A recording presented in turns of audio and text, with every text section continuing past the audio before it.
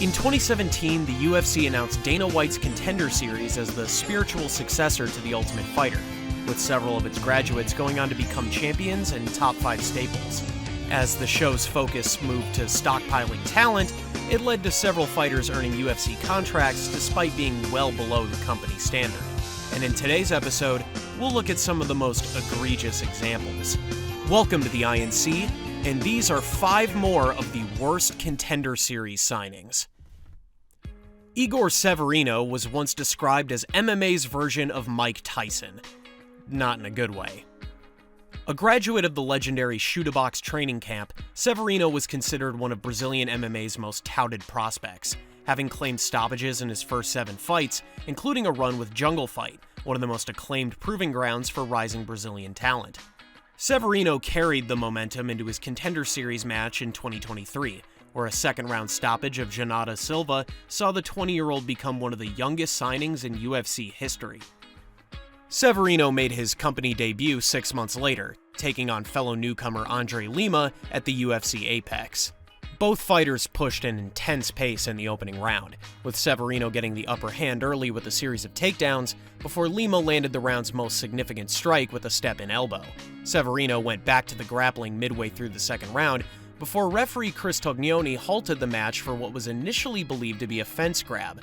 The reality, however, was much more sinister. Oh, jeez! Okay, yeah, come on. See that? Okay. I don't fault Chris No, Tognoni not at all. for that stoppage. Wow.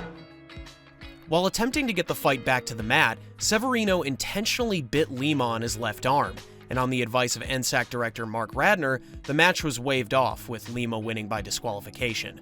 The fallout from the match was almost immediate, with Dana White announcing Severino had been released from the promotion midway through the event, and that a $50,000 fight bonus intended for the match would instead go to Lima, who commemorated the scandal by getting Severino's teeth imprint tattooed on his arm.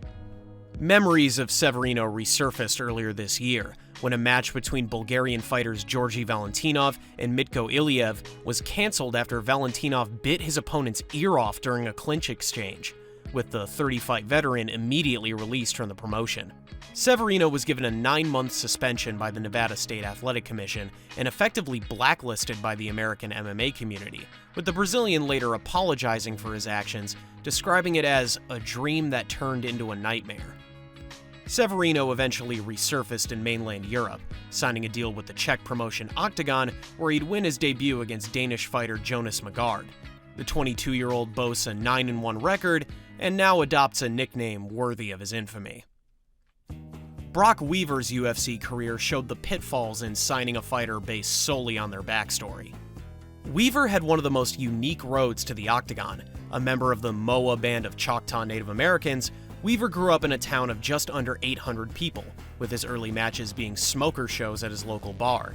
The young Weaver later became a fixture of the Island Fights promotion in Florida, amassing a 13-4 record, including the obligatory win over Charles Crazy Horse Bennett.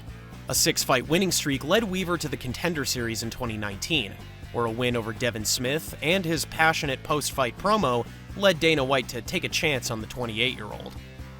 Any goodwill from Weaver's signing was erased almost immediately, when rumors speculated that the fighter was part of a local dogfighting ring, with Weaver bragging about his dog's injuries on social media.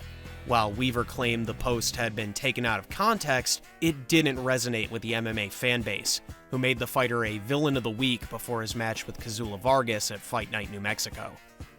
Weaver was overwhelmed by a flurry of kicks before succumbing to a first-round takedown, and as he tried getting back to his feet, Vargas's aggression soon got the better of him.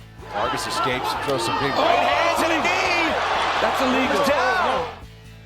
Vargas's errant knee rendered Weaver unable to continue, with the Alabama fighter being given the win by disqualification. Weaver was off the mark in the UFC, even if it happened in the worst possible manner. Weaver's sophomore outing came under very different circumstances. The COVID-19 pandemic left the UFC scrambling to find fighters to fill their TV schedule, with Weaver being drafted in on 9 days' notice for the company's first ever event at the UFC Apex.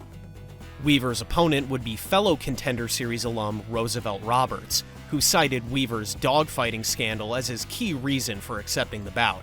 Feeling the effects of a botched weight cut, Weaver had little answer to Roberts' low kicks, constantly clinching up against the fence to try and neutralize his opponent's offense, where Weaver was forced to give up the back and eventually succumb to Roberts' rear naked choke. It would, however, prove bittersweet for Roberts, who would never win another UFC fight across 2 spells with the promotion. Weaver had been set to face Frank Camacho in September of 2020, but a last-minute cancellation saw him instead paired with touted prospect Jalen Turner. While Weaver floundered with his short-notice call, Turner made the most of it, dropping Weaver late in the first and doing the same in the second. The circumstances of the fight may have been different, but it ended the same way for Weaver, succumbing to his opponent's rear naked choke in the dying stages of the second. There it is. There's the Jalen Turner by submission. Well done, Turner.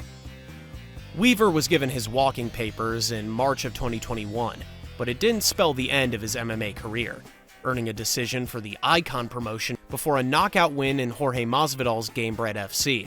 Weaver currently works as a gym owner and fight promoter and holds a record of 17 wins and 6 losses.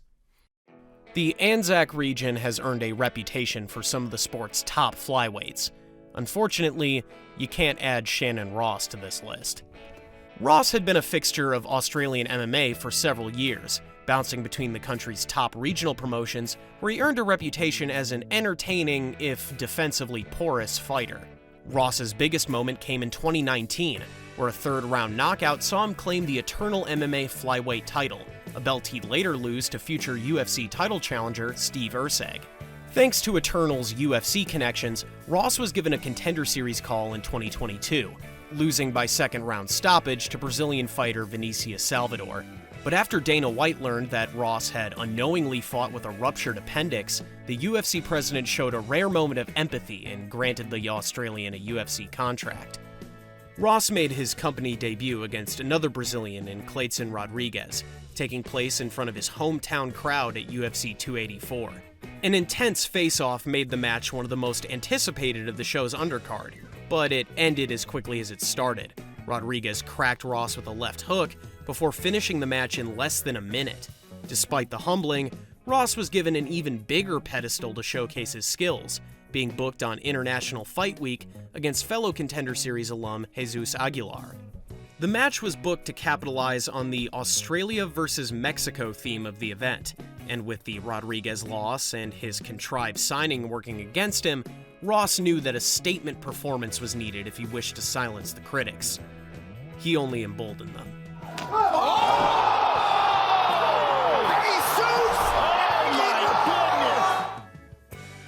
Ross was finished by Aguilar just 17 seconds into the first round, one of the fastest ever knockouts in a division not normally known for its one-shot power.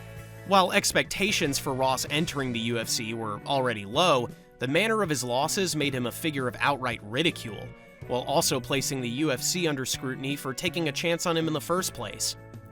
Ross would make one final appearance against Hyung-Sung Park at the UFC Apex. Ross smashed his previous record by making it out of the first round, but was largely second best to his Korean opponent and succumbed to body shots near the end of the second. Ross was released from the promotion just 2 weeks later, becoming the first Season 6 alumni to be granted his walking papers.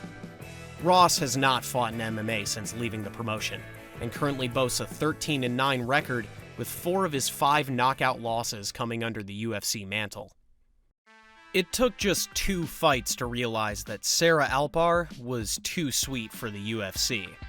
While most fighters on this list were earlier in their career, Albar was an 8-year veteran by the time she appeared on the UFC's radar, competing mainly in her native Oklahoma, including a win over current UFC fighter Jocelyn Edwards. 4 wins in her past 5 earned Albar a Contender Series call in 2019, where a submission of Shanna Young and a drought of contenders at bantamweight saw the 28-year-old get a shot at the big time. Albar made her debut the following year against fan favorite Jessica Rose Clark.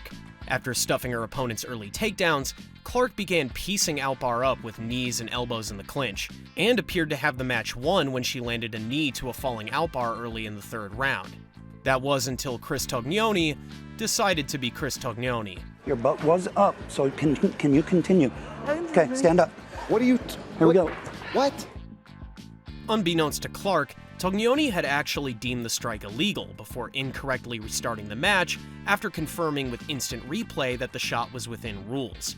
Albar suffered further damage before Clark finished the match late in the third round, with the Australian later apologizing after learning the fight shouldn't have been allowed to continue. Albar was given a second chance 12 months later as a flyweight, but her place in the match was put in jeopardy when she was forced to turn to crowdfunding to pay for her training costs, eventually receiving a donation from Jake Paul as leverage in his feud with Dana White over fighter pay. Albar's reward for the funding?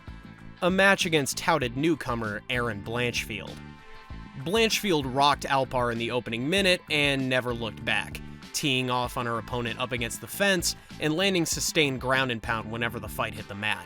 Despite her best efforts, Blanchfield was forced to settle for the judges' scorecards, with 2 30-25s and a 30-26, making it one of the most one-sided decisions in UFC history. Albar's toughness wasn't enough to save her from the axe, with the Oklahoma fighter released from her contract just 4 weeks after the Blanchfield fight. Albar ended a 4-year break from combat sports earlier this year, winning a charity kickboxing match against former Invicta fighter Mitzi Mary. The 34-year-old currently holds a 9-6 record and today works as a teacher in her native Oklahoma. Fair warning, the last fighter included on this list is easily the darkest. Raised in war-torn Afghanistan, Ahmad Hassanzada first made his name on the national regional scene before moving to America under the tutelage of Team Alpha Male. After an 8-1 record and a succession of first-round finishes, Hassanzada was granted a Contender Series call against Nazim Sadikov, where the Azeri fighter capped a dominant win with one of the most brutal knockouts in the show's history.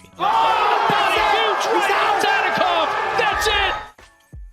Hassanzada didn't let the loss stall his career, and after wins in Cage Warriors and LFA, was given a second Contender Series shot in 2024, surviving a second-round knockdown to claim a submission win over fellow returnee Dylan Mantello. In the process, he became only the 5th Afghani fighter in UFC history. Hassanzada was set for his company debut against Evan Elder at Fight Night, Kansas, but days before the fight was set to take place, the fighter was arrested following allegations of sexual violence against a minor. According to the report, Hassanzada, along with his accomplice, committed 4 counts of lewd or lascivious acts against a 14-year-old and a further 2 against another girl even younger.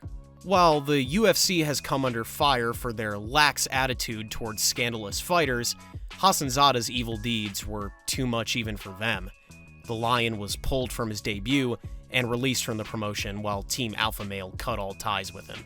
Hassanzada currently remains in police custody at the time of writing, with some reports suggesting the fighter could spend decades behind bars if found guilty of his crimes. It's admittedly hard to end a report like this on a whimsical note, so here's Nadim Sadikov finishing him again. Right to the jaw, spins the head. That's about as perfect as it gets. See? That felt good, didn't it? And now, time for a few dishonorable mentions. William Knight turned heads with his statuesque physique when he appeared on the show in 2020, something the fighter took a bit too literally in his match with Marcin Prachnio. You don't show up, this is how you're going to fight. Yeah. I'm going to be honest, this is probably one of the worst efforts to win a fight that I've ever seen. The Cozy brothers were 2 of the biggest attraction signings after their appearance on Season 4. Both would be out of the UFC after just 3 fights. Much was expected of T. Edwards after his first-round knockout in Season 2. Based on his UFC career, the T presumably stood for terrible. That was through the goal! Oh, T. Edwards is out! What a kick! This is the INC. Please like, share, and subscribe. Post your feedback in the comments, and donate to our Patreon page for hours of exclusive content.